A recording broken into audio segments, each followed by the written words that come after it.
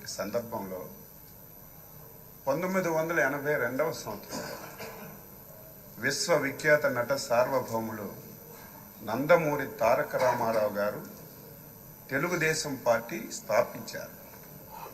స్థాపించిన రోజే ఈ పార్టీ బడుగు బలహీన వర్గాల పార్టీ, అందులో బలహీన వర్గాల పునాదులపైన పుట్టిన పార్టీ అని చెప్పి ప్రకటించడమే కాకుండా డే 1 నుంచి బలహీన వర్గాలకి ఆ అవకాశాన్ని ఇచ్చిన విషయం ఒక్కసారి గుర్తు చేస్తున్నాను. అందులో భాగంగానే బలహీన వర్గాలకు చెందినటువంటి అయ్యన్న పాత్రుడు గారు అతి చిన్న వయసులోనే శాసనసభకి అవకాశం ఇచ్చినటువంటి నాయకుడు ఎన్టీ రామారావు గారు తెలుగుదేశం పార్టీ అని చెప్పి బలహీన వర్గాల వ్యక్తిగా గర్వంగా చెప్పదలుచుకున్నారు. మీరు 42 సంవత్సరాల సుదీర్ఘ రాజకీయ ప్రయాణంలో అనేక పదవులు మీరు చేశారు. కానీ ఒక్క రోజు కూడా ఆ రోజు ఎన్టీ రామారావు గారి మాట కానీ, ఈరోజు చంద్రబాబు నాయుడు గారి మాట కానీ జవదాటకుండా పార్టీ ఏ ఆదేశాలు ఇచ్చినా, పార్టీ ఏ అవకాశం ఇచ్చినా దానిని సద్వినియోగం చేసుకొని Chief Minister Nara Chandrababu Naidu garu, I have been extremely pivotal. Prosperous. Sir, అందులో ఇంకొక విషయాన్ని శాసనసభకు చెప్పాలి. పార్టీ ఆదేశం ప్రతి ఒక్కరికి శిరస వహించాలనేది నా అభిప్రాయం. 1996లో నాకు బాగా గుర్తు. అప్పుడే నేను ఇంకా ఎమ్మెల్యే మన నాయకుడు చంద్రబాబు నాయుడు గారు ముఖ్యమంత్రిగా బాధ్యతలు స్వీకరించిన తర్వాత మొట్టమొదటిసారి పార్లమెంట్కి ఎన్నికలు వచ్చాయి. ఆ సమయంలో తమరు మంత్రిగా ఉన్నారు. ఆ రోజు అధ్యక్షులుగా, ముఖ్యమంత్రిగా చాలా మంది మంత్రులకి మీరు ఎంపీలుగా పోటీ చేయండి అని రిక్వెస్ట్ చేస్తే చాలా మంది దాన్ని ఒప్పుకోలేదు, మంత్రి పదవి వదిలి వెళ్ళడానికి. కానీ ముందుకొచ్చి నేను వెళ్తానని చెప్పి 96లో అధినేత మాటకి జవదాటి నిలబడి వ్యక్తి గారని నేను ఒక గర్వంగా ఈరోజు బలహీన వర్గాలు Telugu Desam party I would like to extend my heartiest congratulations, sir, and best wishes for your tenure as a Speaker of Andhra Pradesh.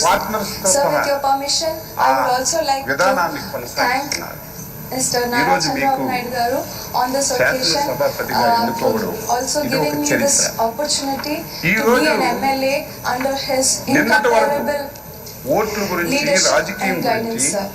నా ఎస్సీలు, నా బీసీలు, నా మైనారిటీలు అని ఓకదంపుడు ఉపన్యాసాలు ఇచ్చినటువంటి కొన్ని పార్టీలు, కొంతమంది వ్యక్తులు ఆ పార్టీ పేరు చెప్తే మనకే నష్టం, ఆ వ్యక్తుల పేర్లు చెప్తే మనకే నష్టం. అటువంటి పార్టీలు ఒక బలహీన వర్గాలకు చెందిన వ్యక్తిని ఎన్డీఏ ఆ స్థానంలో కూర్చోబెడితే ఈ ఘట్టాన్ని చూడడానికి కూడా ఇష్టం లేనటువంటి పార్టీలు, నాయకులు ఈరోజు రాష్ట్రంలో ఉండడం బాధ కలుగుతుందని ఈ సందర్భంగా తెలియచేస్తున్నారు. మీరు చాలా పోర్ట్ఫోలియోలు చేశారు. ఏ పోర్ట్ఫోలియో చేసినా ఆ పోర్ట్ఫోలియోని వన్ని తీసుకొచ్చారు. ఆ పోర్ట్ఫోలియోల ద్వారా ఈ రాష్ట్రానికి ఎనలేనటువంటి మేలు చేశారు. గత శాసనసభ ఇప్పుడే మా అధ్యక్షులు వారు పవన్ కళ్యాణ్ గారు, లోకేష్ బాబు గారు అందరూ చెప్పారు. ఆంధ్రప్రదేశ్ చరిత్రలో 2019-24 శాసనసభ ఒక దుర్మార్గమైనటువంటి సభ. ఆ సభలో నేను కూడా సభ్యుడిగా ఉన్నాను. 23 మంది ఎమ్మెల్యేలు మాట్లాడడానికి అవకాశం లేదు, మా వైపు చూడలేదు.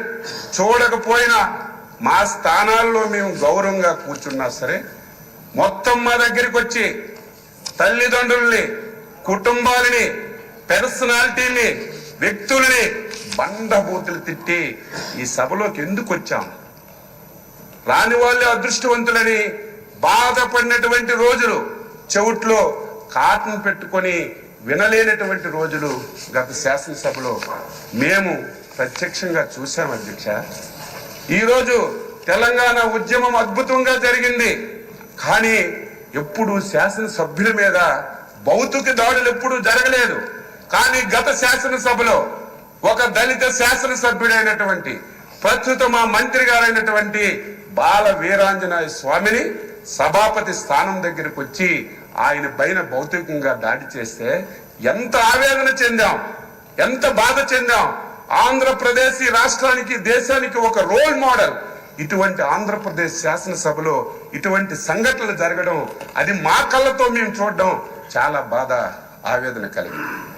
ఏది ఏమైనా ఒక అనుభవజ్ఞైనటువంటి వ్యక్తి, ఈ రోజు వరకు మీ అవతారం ఒకటి, ఈ రోజు నుంచి మీ అవతారం మార్చాలి.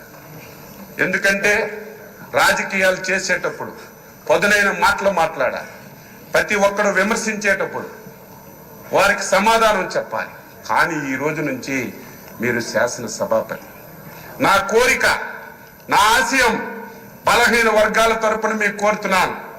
ఈ సభ 2024-29 శాసనసభ మా బలహీన వర్గాలకు చెందినటువంటి చింతకాయల అయ్యన్న పాత్ర గారి నాయకత్వంలో ఒక దేశానికి ఒక రోల్ మోడల్ గా ఈ సభ ఉండాలి. ఇది ప్రతి ఒక్కరూ చెప్పుకునే విధంగా మనందరం కూడా ప్రవర్తించాలి.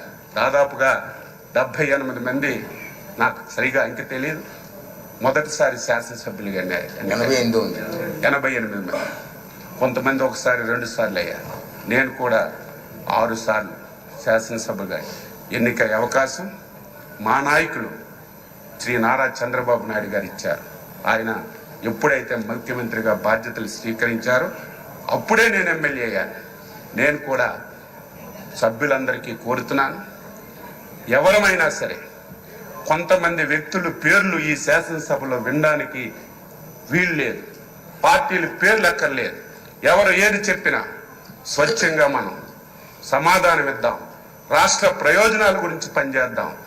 ఈ పార్టీ మీద ఒక అచంచలమైన విశ్వాసంతో, ఎన్డీఏ మీద ఒక అచంచలమైనటువంటి ఒక నమ్మకంతో ఒక మ్యాండేట్ ఇచ్చారు.